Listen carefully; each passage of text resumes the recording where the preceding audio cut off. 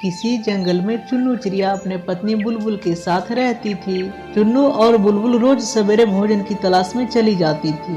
उसी जंगल में बिल्ली भी रहती थी। वह रोज बुलबुल के घोंसले के पास आती थी। अरे चुन्नू और बुलबुल लगता है घर पर नहीं है। मैं इसके घोंसले में देखती हूँ, शायद कुछ खाने के लिए मिल जाए। आज मेरा मन थका थका लग रहा है। बिल्ली बुलबुल के घोंसले में जाती है।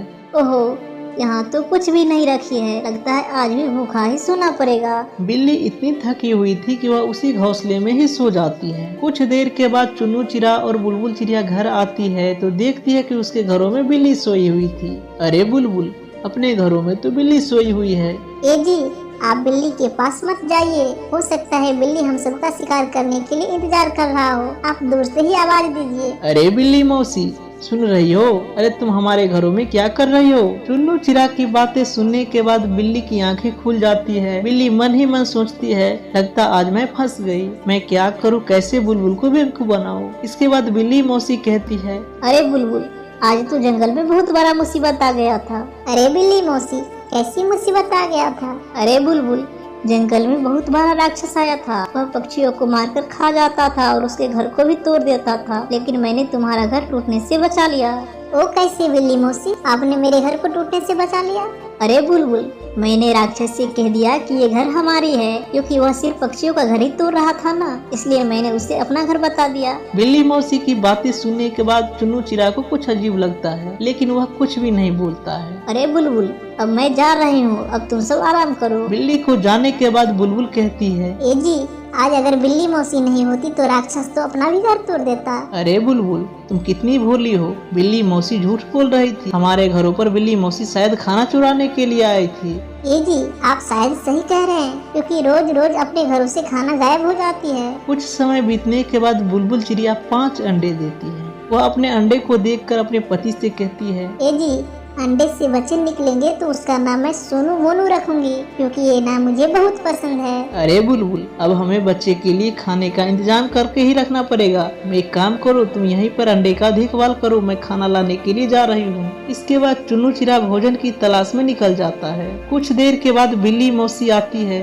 अरे ये खुशबू कहाँ से आ रही है? लग रहा है बुलबुल के घोंसले में कोई अच्छा सा खाना है। देखती हूँ क्या लेकर आई है। बिल्ली जैसे ही बुलबुल के घर जाती है तो बुलबुल कहती है, अरे बिल्ली मौसी, आप हमारे घर क्यों आई है? क्या कोई मुसीबत फिर जंगल में आ गया क्या? अरे नहीं नहीं बुलबुल, तुम डरो नहीं, इस जंगल में तो सबसे बड़ा मुसीबत मैं ही हूँ। क्या बोली बिल्ली मौसी?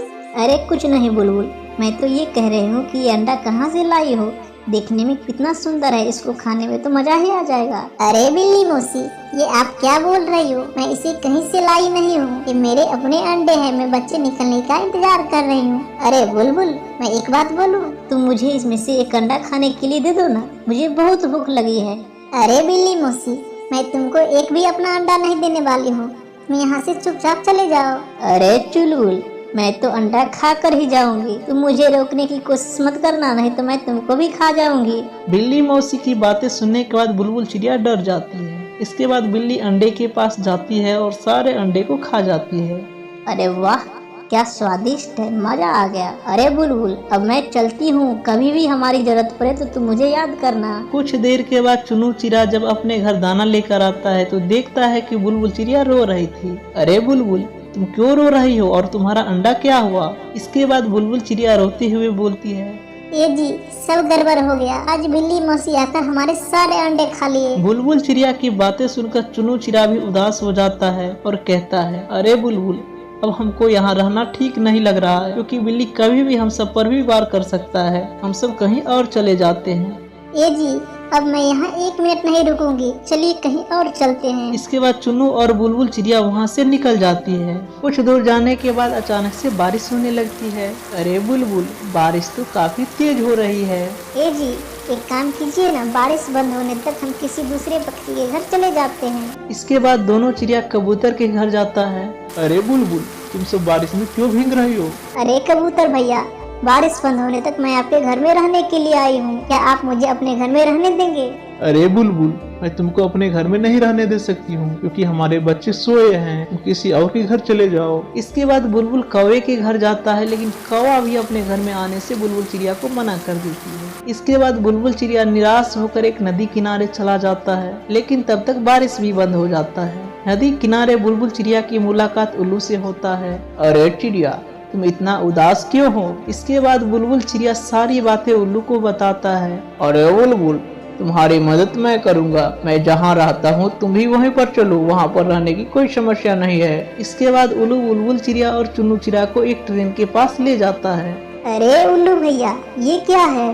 अरे चुलबुल, यही तो हमारा घर है। आज से तुम भी इसी घर में रहोगे। इसके बाद बुलबुल चिड़िया भी उसी ट्रेन के डब्बे में रहने लगती है। कुछ समय के बाद जंगल में इतनी तेज बारिश होती है कि जंगल के सभी पेड़ टूटकर गिर जाते हैं। पूरे जंगल में पानी भर जाता है। जंगल में रहने वाले जानवर सब मरने लगते हैं और पक्षी भी इधर उधर भटकने लगती है। तभी कबूतर और कौवा की मुलाकात चुलबुल चिड़िया से एक नदी किनारे हो जाता है। अरे चुलबुल बहन, हम सब बर्बाद हो गए, हमारी मदद करो। हमारा घर टूट गया, तो हम सब कहाँ रहेंगे? कबूतर की बातें सुनने के बाद बुलबुल चिड़िया कहती है, अरे कबूतर भैया, मैं आपको कैसे मदद कर सकती हूँ? जब मुझे मदद की जरूरत थी तब आप सबने मुझे मदद करने से साफ इनकार कर दिया था। लेकिन समय का चक्कर देखिए, आज मैं बहुत खुश हूँ और आप सब परेशान हैं। बुलबुल की बातें सुनने के बाद कौवा भी शर्मा जाता है और फिर बोलता है, अरे बुलबुल बहन, हम सबको और शर्मिंदा ना करो, हम सबको माफ कर दो। इसके बाद बुलबुल चिड़िया कहती है, अरे कबूतर भैया, मैं आप सबको माफ करती हूँ, लेकिन याद रखना जब भी किसी की जरूरत पड़े तो आप सब उसको मदद करना। चलो, मैं जहाँ रहती हूँ आप सबको भी वहाँ लेकर चलती हूँ। इसके बाद बुलबुल चिड़िया कबूतर और कौवा को उसी ट्रेन वाले घरों में लेकर जाता है। अरे बुलबुल बहन,